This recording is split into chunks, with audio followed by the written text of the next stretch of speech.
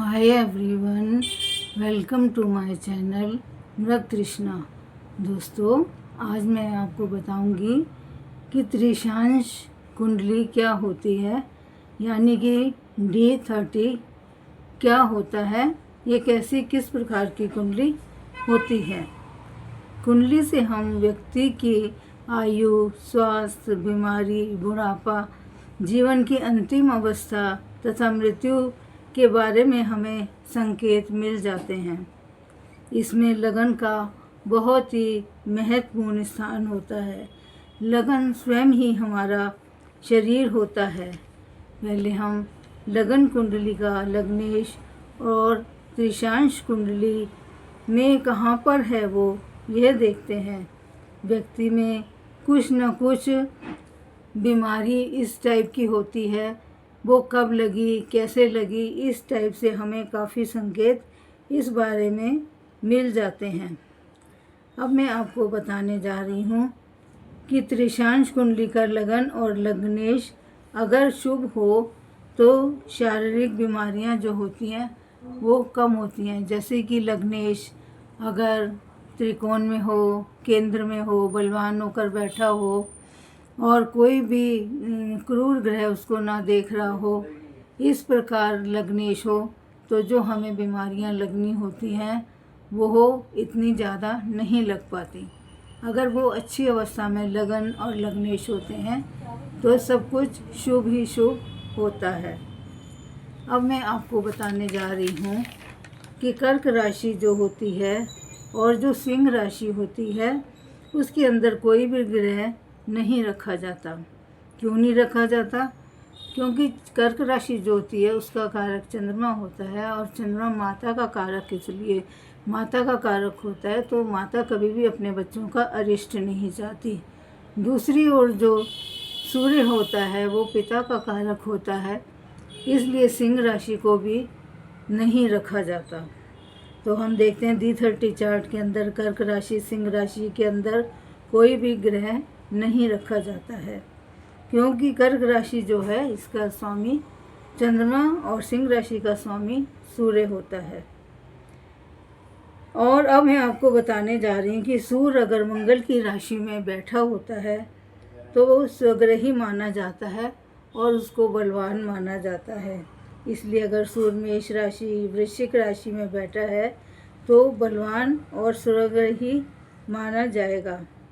अब मैं आपको बता रही हूँ कि जो चंद्र है वो अगर वृषभ राशि या तुला राशि में बैठा है तो उसे भी बलवान माना जाता है, क्योंकि चंद्र खुद की राशि में नहीं बैठ पाते, इसलिए इन्हें तुला राशि में और वृषभ राशि में बलवान माना जाता है।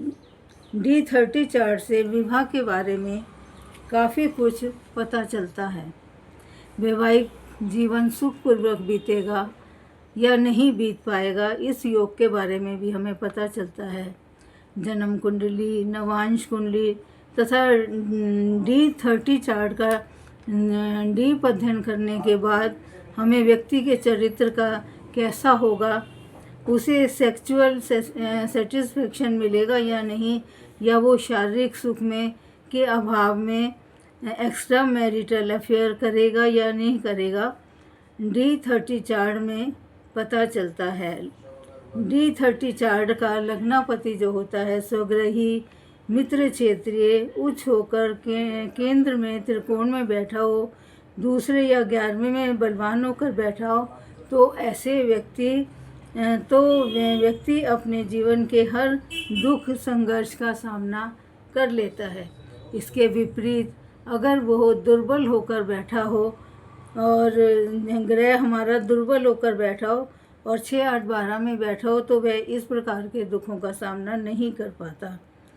अब मैं आपको बताने जा रही हूँ कि जो कमज़ोर ग्रह बैठा होता है और वो तो कमज़ोर ही असर दिखाता है, और जो उच्च होकर बैठा होता है वो शुभ फल देता है और हर दुख कष्टों का व्यक्ति सामना कर लेता है अगर ग्रह शुभ होकर बैठा है।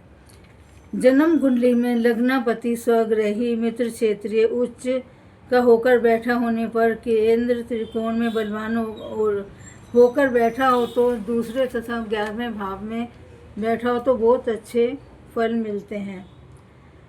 लगन कुंडली का लग्नेश और D30 का लग्नेश हम देखेंगे त्रिकोण में, केंद्र में, नीच का ना हो, शत्रु राशि में ना हो, 10-12 में ना हो तो अच्छा फल देता है।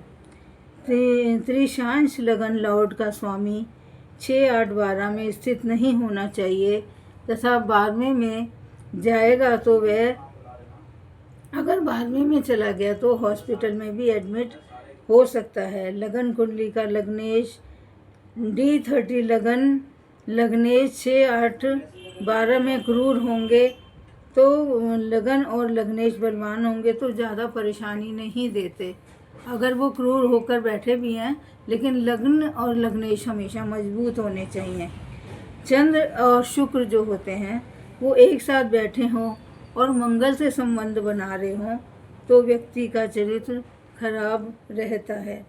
सूर्य नीच राशि का हो तो आँखों में भी परेशानी आती है तथा सिर में भी परेशानी तथा हार्ट में भी परेशानी आ जाती है। चंद्र पीड़ित होने पर याददाश्त में कमी आती है। मंगल 6-8-12 में हो तो उत्साह में कमी रहती है तथा ऊर्जा भी उसकी काफ़ी कमज़ोर रहती है। इसके विपरीत अगर मंगल अच्छा बैठा हो, उससे शुभ ग्रह देखते हों तो व्यक्ति में बहुत ही एनर्जी होती है और वो उत्साह से सारे काम को कर सकता है। बुध खराब होने पर स्किन संबंधी परेशानियां आती हैं और गुरु के पीड़ित होने पर भी लिवर खराब रहता है, पाचन में परेशानी आती है तथा शुगर जैसी समस्याएं उत्पन्न होती हैं। शनि पीड़ित होने पर पैर में दिक्कत आती है, नसों में, मांसपेशियों में परेशानी आती है। इसी प्रकार राहु केतु भी जिस ग्रह के साथ बैठते हैं हमें वैसा ही फल देते हैं और इससे राहु और केतु के बैठने से फोड़े, फुंसियाँ, इस प्रकार के तकलीफ़ें हमें देखने को मिलती हैं। इस प्रकार हमें देखते हैं कि हमारे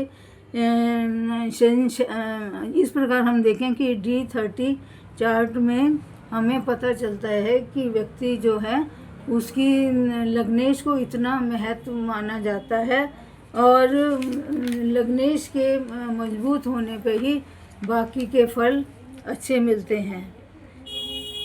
त्रिशांश कुंडली का जो चंद्र और जो शुक्र होते हैं और वो अगर मंगल से संबंध बनाते हैं तो व्यक्ति का चरित्र अच्छा नहीं रहता। इस प्रकार बुध भी स्किन संबंधी परेशानियां देता है। इस प्रकार हम देखते हैं कि शनि भी नसों संबंधी परेशानियां तथा मांसपेशी संबंधी परेशानियां भी हमें देता है।